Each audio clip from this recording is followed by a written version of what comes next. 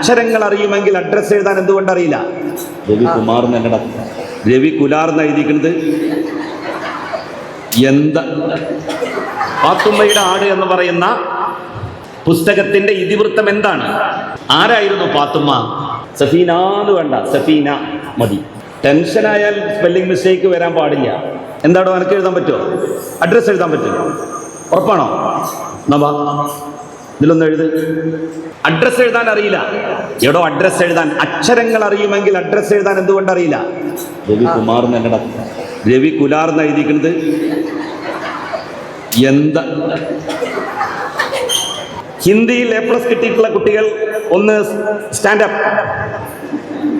എവിടെ? അനക്ക് കിട്ടിയിട്ടില്ലേ? ഹിന്ദിയിൽ കിട്ടിയിട്ടില്ല അല്ലേ?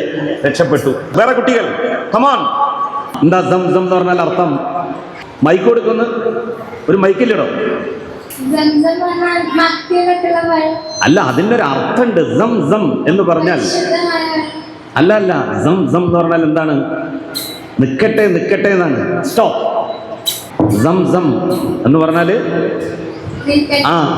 സ്റ്റോപ്പ്, നിക്കട്ടെ എന്നാണ്. എന്താണ്?